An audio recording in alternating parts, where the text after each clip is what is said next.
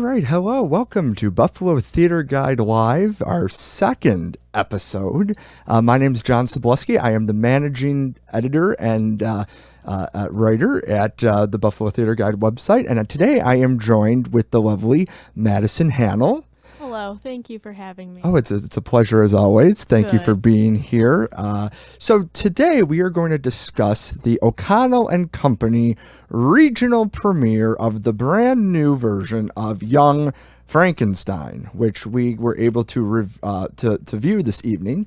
And before we get too far into it, I have to say that I was entertained. I thought that it was a very admirable effort, and I think overall it has a lot of positives going for it. Would you agree? Yeah, I agree. I thought that it was a lovely evening. I enjoyed the new venue. It was a lot of fun. Yes. So the O'Connell and Company for the last few seasons has been at the Park School in Buffalo, and this is the first time that they've moved. They're at the new Kenton Elmwood Commons at 3200 Elmwood Avenue.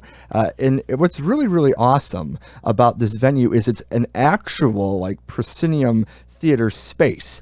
They have an orchestra pit. They have a really nice seating area. There's a leg room. It's fantastic. And I did enjoy going to see their shows at the Park School in the past, but this is a more traditional theatrical experience, I guess you would say. Right. The space was great. The seats were comfortable, which is always very important, especially when you're sitting for a long show. Yes. And yeah, it was a lovely building. I think that it was a good space for them. I'm glad that they made that change. Yes, as am I. So, Young Frankenstein, which was based on the Mel Brooks film written by Brooks and Gene Wilder, opened on Broadway in 2007.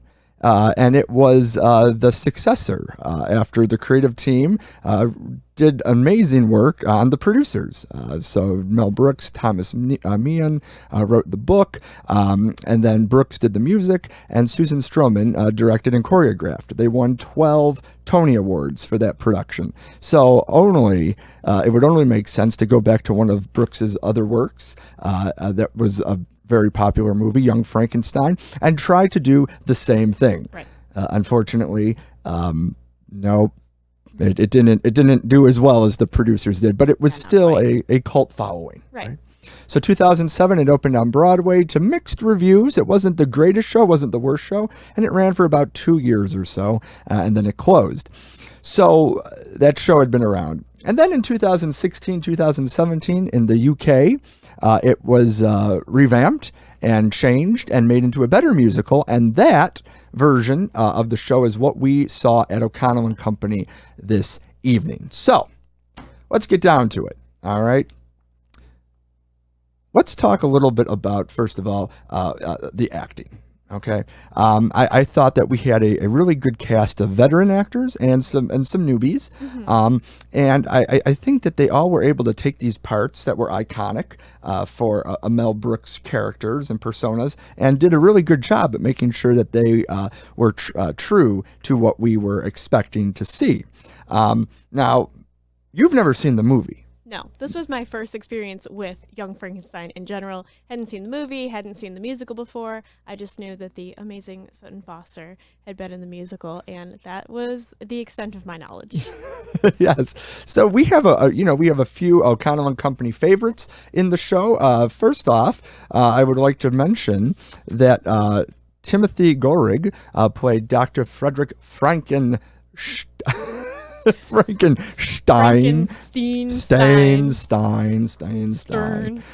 It's a great. He did a fantastic job. Yeah. I thought that he was very likable. He was able to take the character that was created by Roger Bart on Broadway and make it his own. I really thought that he played the leading man well. Right. I thought he was a very strong lead, and he did a great job of kind of pulling the show together and just being that standout that he had to be. Definitely. And and his sidekick in the show as Igor was was hysterical. Joey Buhecker did a fantastic job. Buhecker is seen as Betsy Carmichael. He's got a lot of bit parts, but this part was created for him. Yes. He did a great job. He got all the laughter and everything that he needed. He has you laughing from the moment that he appears, especially with his facial expressions. He did an excellent job just really mastering like comedic timing, even just using his faces and his body. He just made you want to laugh. He did. And it's so funny because he was able to hit all the parts that we know from the movie. Well, yeah, we know from the movie That I don't know. that you had never seen, but he really hit those on the head, and he made sure that they were unique, but that the expectation was there. So he did a fantastic job. Jenny Marie McCabe plays Inga, who is the Sutton Foster role. Yes, queen. That was on Broadway. Yes. And McCabe, I think she holds her own. She was a lovely yodeler.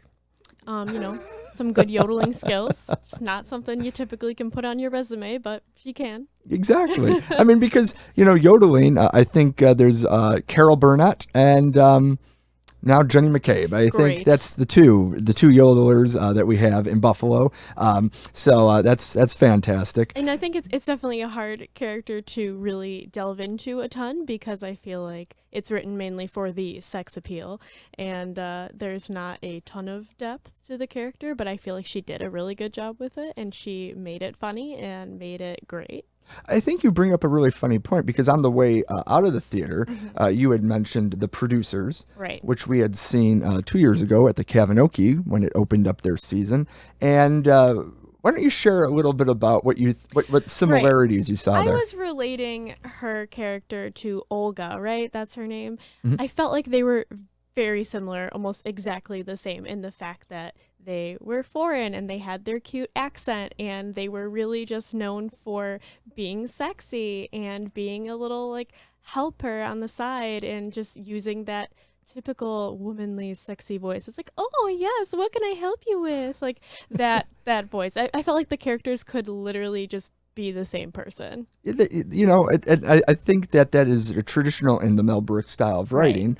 Right. Where you have this woman who is essentially eye candy. Right. That would not happen, not hold anything in 2019. So, but it's still built into that audience. Provoking a lot of innuendo jokes. Yes, and we're going to get to those in a moment. But, I would just like to touch base on a few more. John Cruiser plays the monster in this production. Phenomenal job. It's not a very big part, but it's very memorable. It's a very big part in that it's a tall part. He's like 7 feet tall in the show, in right? good luck wearing those shoes. Yes, because the platforms were a good 3 inches thick, and if you know John, he's already a tall gentleman, so you're adding another 3 inches to him. He towers. He did actually come out after the show into the lobby, and he took pictures with people that were out in the lobby. I thought that was a very nice touch. I think that everyone really enjoyed getting their picture taken with him, and we got our picture taken with him. And we'll be posting it after the broadcast this evening, because I know you were all dying to see what we look like next to Screenshot the it. monster. Very good. So John Cruiser and Nick Lama as Inspector Kemp. He as somebody who lost an arm and a leg the last time a Frankenstein monster ran loose through Transylvania, he got the laughs. He makes every joke that you think he would with someone who does not have one arm or one leg. So it's funny. It's especially how he's able to make it look fake, like he doesn't actually have that limb. It's great. So overall, the ensemble is phenomenal. And I think that one of the really good things about this show is that it has such talent in the ensemble and in the leads. Yeah, I was just going to say, I thought the ensemble was very strong. And part of what makes this show special is the ensemble is constantly changing with what their purpose is and what characters they're playing. So obviously you have to have really strong actors and singers in the ensemble. And I thought that this was great. Like, they did a really good job being able to switch what they were portraying and being able to just kind of keep the show going no matter what they were doing. Exactly. And I agree wholeheartedly about that. Now, talking a little bit about the music. Now, there's been some hubbub in the community about how is this a regional premiere? There's other theater companies who have done Young Frankenstein. So I just would like to clarify that this is, once again, the UK, the London West End version that was from 2016, 2017. It's its own entity The regional premiere of the new version. of Young Frankenstein. And it's actually billed as a new musical by Mel Brooks, semicolon, Young Frankenstein. So there you are. So it is a different show. And you know what? There has been some cuts. There has been some additions. I think because I do have the original Broadway cast soundtrack, and there was a song like "The Happiest Town in Town" is what opened the show. Oh. And that did absolutely nothing to forward the story whatsoever. And it really wasn't that entertaining. But I think by just starting the action as late as possible and moving forward, it does make the story flow very nicely. I didn't get to see the other version, but I'm glad that they made those changes. Yeah, it's because the brain can only process what the backside can endure. So you don't want to sit there and just have a lot of exposition through. Okay, if your brain can't endure it, we'll get you a new one. Yes, we will. We'll just go to the brain depository, which after 5 you just have to slide. They have a lot there. They have extras. They did. All right. So overall, the singing and the music was very good. Right. I really think that especially the song "The Brain," Right. led by Tim Gorig, was funny. It was a good way to start the show because it set got you the in bar. the mood. It did. You're thinking about the brain, like that's just it's Halloweeny, it's Frankenstein-y, it's the brain. It's the brain of the show. It's the brain of the show. It's like it Wow. encapsulates everything. "Please Don't Touch Me" Amazing. is a song that probably funny. one of the most memorable songs that you may actually leave the theater humming, besides "Puttin' on the Ritz," which is not an original to the musical at all. It was in the movie by Irving Berlin, and it shows up into the show, and it fits very well. Yes. It does. Very, very good. And Pamela Rose Mangus just knocks the ball out of the park with "He Was My Boyfriend." Oh my gosh. That was so funny. Every time she said it, it was funny. Like it was a great song. She was amazing. I loved it. I'm telling you, they really, when they chose this show to perform, they had their ducks in a row. Oh yeah. It was great. All right, so let's just talk a little bit about the music. The singing was great. I want to talk a little bit more about our experience now. Okay. All right, so we said we liked the new space. We liked the leg room. The seats were comfortable. Good leg room. It's important. I got to bring up something that, if I have to be critical on anything, Okay. I would say our sight line was a little discouraging. I don't know about you, but I could see everything backstage happening. Anytime somebody was changing, anytime somebody was moving, and it wasn't like I was looking out for it. We were sitting on house left. Right. So we could see stage left, and everything was there. So I'm hoping that, we can fix that in the future, because I think that's just a situation of maybe they have to figure out how they're going to be positioning their curtain teasers to make sure that the audience isn't seeing it. It's a new space, so hopefully they, are going to adjust. But yeah, being an actor myself, I was very aware of, they're going off stage and you can kind of see them break character, do whatever change quickly they need to do, and it takes you a little bit out of the experience of having a magical theater moment, because you're like, oh wait, they're actors. Yeah. This is a show. And it's something that I'm hoping that they fix, and I think they will. It's very I think fixable. They will. Scene transitions were very impressive. They were big. They were large set pieces on wheels and casters, and they were moving people in and out, and everybody helped themselves. Right.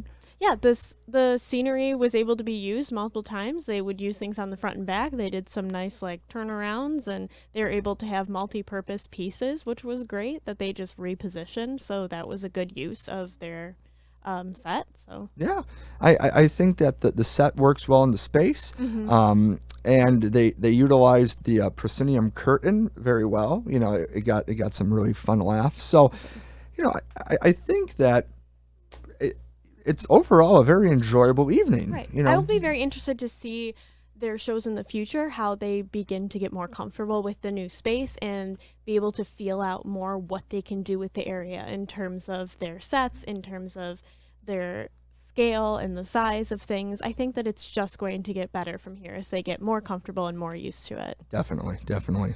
So that's awesome. So this performance, this production, was directed by Kelly Bocock-Natali, who, has worked with O'Connell and Company for a long time, and the work is, it's there. It's overall very good.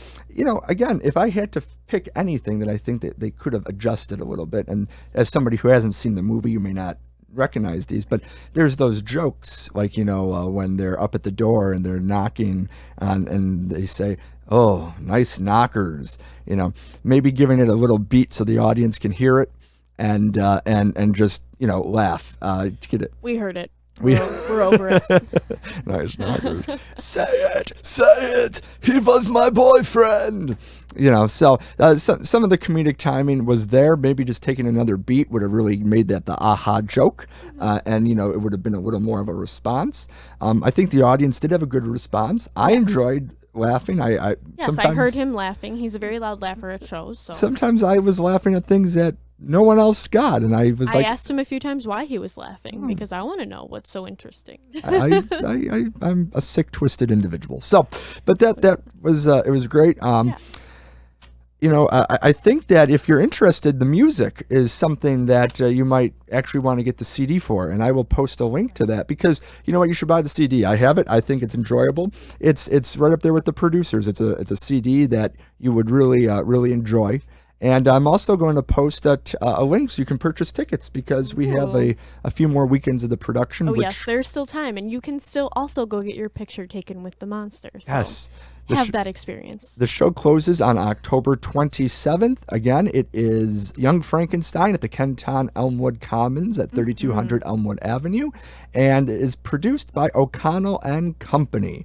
So I would like to thank my guest today, Madison Hannell, for coming and speak to me about her experience with the show. You're welcome. The pleasure was mine. I hope that you're able to join me again sometime. And hopefully. Yeah. If I'm allowed back on the set, it's a good day. Well, thank you very much. Thank you for tuning in. Until next time, bye-bye. Bye.